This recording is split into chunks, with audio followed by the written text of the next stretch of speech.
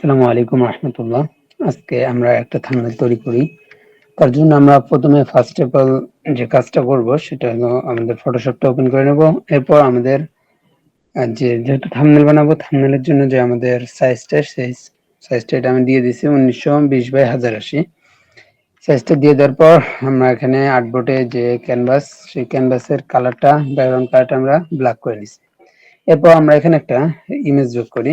Image হলো আপনার লাইব্রেরির একটা ইমেজ। ইমেজটা কপি করা আছে, এটা আমি পেস্ট করে দিলাম। পেস্ট করে দেওয়ার পরে এই ইমেজটা আমি এখান থেকে বড় করে দিই।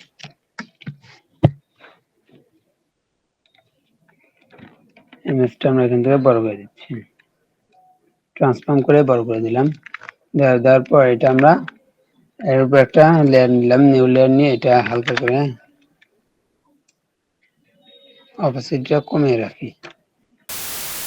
সেটা আমরা এখন করি। সেটা হলো আমাদের একটা ইমেজ, যে সাবজেক্টের ইমেজ, সেই ইমেজটা নিয়ে আসি। এখান থেকে আমরা একটা ইমেজ নিয়ে আসি। আমার এই ইমেজটা আছে, এই ইমেজটা আমরা সুন্দর করে একটু ব্যাকগ্রাউন্ডটা রিমুভ করে নেব। ব্যাকগ্রাউন্ড রিমুভ করার জন্য আমরা এখান থেকে কুইক সিলেকশন যে টুল আছে, এখান থেকে সিলেক্ট সাবজেক্ট, এটাতে ক্লিক দেওয়ার পর আমাদের এখানে সাবজেক্টটা সিলেক্ট করে নেবে। এরপর আমরা এটা কন্ট্রোল জি দিয়ে ডুপ্লিকেট করতে পারি, অথবা এখান থেকে সরাসরি কপি করতে পারি। তো কন্ট্রোল সি দিলাম আমরা, এখান থেকে কন্ট্রোল সি দেওয়ার পর আমরা এই লেয়ারে আসলাম, কন্ট্রোল ভি দিলে এখানে চলে আসবে। ওকে,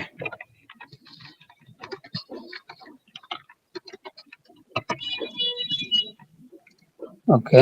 আমাদের যে পরে যে মানে টেক্সটের যে লেয়ারটা আছে ওটা দিয়ে দেবো। তার আগে আমরা এটা একটু অ্যাডজাস্ট করে নিই। এরপর আমরা এটা পরের ডিজাইনটা, যে টেক্সটের যে লেখা সেটা আমরা দিয়ে দিচ্ছি এখান থেকে। ওকে, আমরা এখান থেকে পরে যে এটা একটু ফন্টটা চেঞ্জ করে দিই, আমরা অন্য একটা ফন্ট দেবো।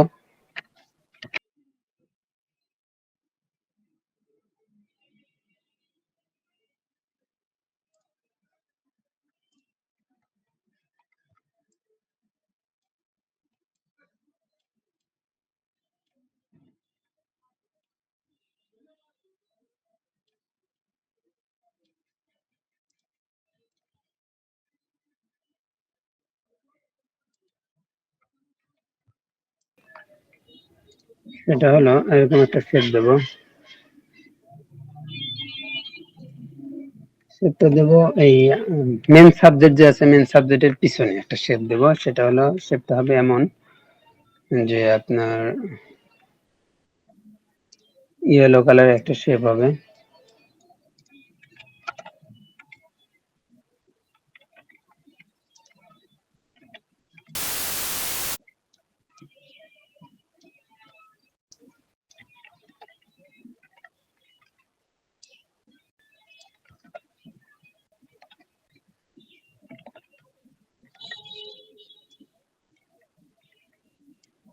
তো এটাকে সুন্দর করে এখান থেকে অপাসিটিটা কমিয়ে দেবো, কিংবা ফিলটা কমিয়ে দেবো।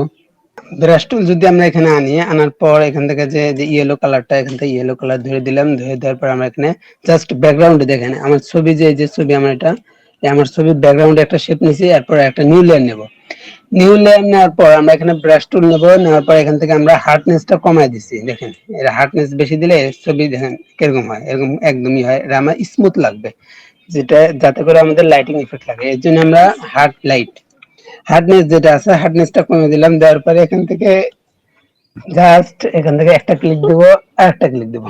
দিয়ে দেওয়ার পরে দেখেন আমাদের মোটামুটি একটা লাইটিং ইফেক্ট আসছে। এরপর আমরা যে ব্যাকগ্রাউন্ডটা দিছি ওটা কিন্তু লাইব্রেরির একটা ব্যাকগ্রাউন্ড, মানে বুক সেলফ যেটা বলে, ওগুলো অনেকগুলো বই আছে এখানে। আমরা ওটা একটু জানি, ওখানে একটু লাইটিং দিতে হবে। এখান থেকে একটা লাইটিং আমি এখান থেকে অ্যাড করি ওই লেয়ারের উপরই। এখান থেকে একটু একটা নতুন একটা লেয়ার নিলাম। নেওয়ার পর এখান থেকে আমরা একটা বড় করে নিই। ওকে, দেখেন এটা একটু যদি আমি বড় করি, দেখেন সুন্দর লাগবে। এইভাবে বড় করে দেব।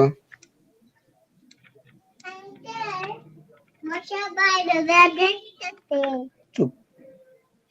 ওকে, আমরা এখান থেকে এইভাবে একটা লাইটিং ইফেক্ট দিলাম। রেকর্ড চলছে, শোনো।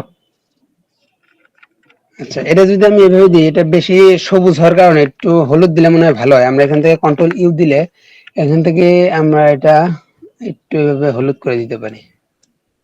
ওকে।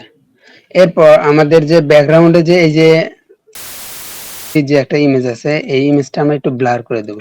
ব্লার করে দিলে আমাদের জিনিসটা আরেকটু সুন্দর লাগবে। এতে করে আমাদের যে মেইন সাবজেক্ট যেই লেখাটা সেটা একটু হবে। এই যে ব্লারে যাব, ব্লারে যাওয়ার পর এখান থেকে গাসিয়ান ব্লার, এখান থেকে আমরা 5% এটা দিয়ে দেবো। দিয়ে দেওয়ার পর আমরা যে সলিড একটা কালার নিছিলাম, এই যে কালো কালারটা, কালো একটা লেয়ার নিছিলাম, ওটার একটু অপাসিটি কিংবা ওখান থেকে একটু ইরিস করে দেব। এতে করে দেখেন আমি যদি ব্রাশটা বড় করি, হালকা জায়গা জায়গায় একটু ইরিস করে দিই, এতে করে আরেকটু হাইলাইট হবে। এই স্টকে গেলাম, স্টকে যাওয়ার পর এখানে ইনসাইড দেওয়া আছে, আমরা আউটসাইড করে দেবো। দেওয়ার পর এখান থেকে কালারটা দেবো হোয়াইট। হোয়াইট দেওয়ার পর এখানে 1% আছে, এখান থেকে একটু বাড়িয়ে দিই।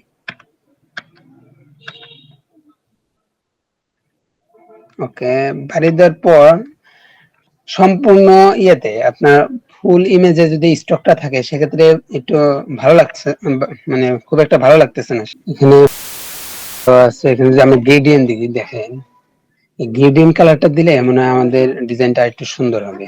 এই গ্রেডিয়েন্টে আমরা এখান থেকে এই যে এইভাবে নেব, নিয়ে নেওয়ার পর আমরা এখানে মাইনাস 90 দিয়ে দেবো। এতে করে এটা উপরের দিক যাবে, আর এটা আমরা স্কেলটা এভাবে কমিয়ে দিই।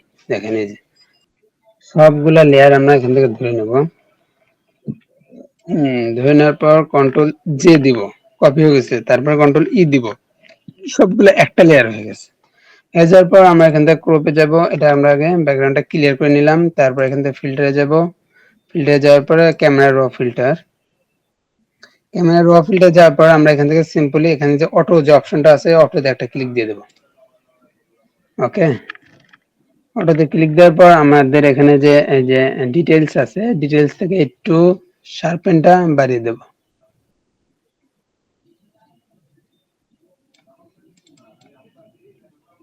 এইট 15%,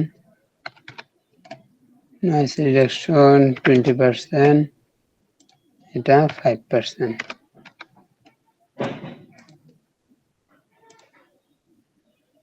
ওকে, এরপর আমরা এখন এটা সেভ করে দিই।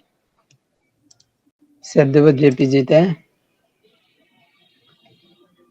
জেপিজি, হ্যাঁ জেপিজিটা দিয়ে দিই এখানে।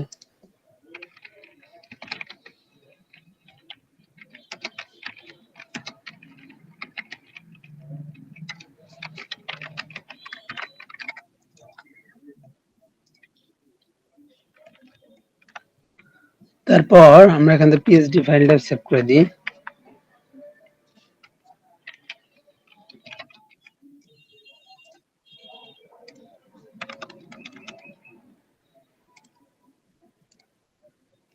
ওকে, আমাদের কাজ এটা।